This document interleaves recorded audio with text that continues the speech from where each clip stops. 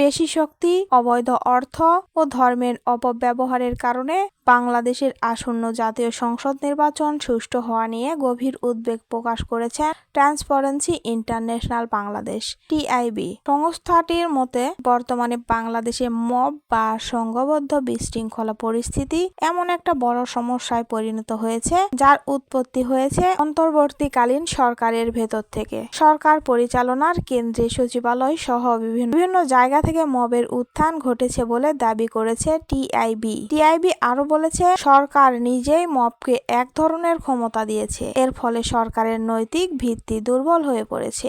এই পরিস্থিতি নিয়ন্ত্রণে আনা না গেলে আসন্ন ত্রয়োদশ জাতীয় সংসদ নির্বাচনে এর নেতিবাচক প্রভাব পড়তে পারে বলে আশঙ্কা প্রকাশ করেছে সংস্থাটির পর্যবেক্ষণে বলা হয়, অন্তর্বর্তীকালীন সরকারের রাষ্ট্র আইন সংস্কারের উদ্যোগ বর্তমানে নাজুক অবস্থায় রয়েছে।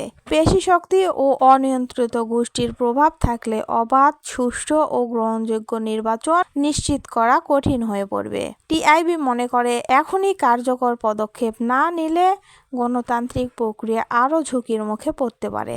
অন্তর্বর্তীকালীন সরকার ক্ষমতায় আসার পর বাংলাদেশের রাষ্ট্র পরিচালনা ও গণতান্ত্রিক রূপান্তরের বিভিন্ন দিক নিয়ে গুরুত্বপূর্ণ তথ্য তুলে ধরেছে ট্রান্সপারেন্সি ইন্টারন্যাশনাল বাংলাদেশ (টিআইবি). সোমবার সকালে রাজধানীর ধানমন্ডির মাইডাস সেন্টারে টিআইবি কার্যালয়ে কর্তৃত্ববাদ পতন পরবর্তী ১.৫ বছর প্রত্যাশা ও প্রাপ্তি শীর্ষক একটি গবেষণা প্রতিবেদন প্রকাশ উপলক্ষে আয়োজিত সংবাদ সম্মেলনে এসব তথ্য জানানো হয়।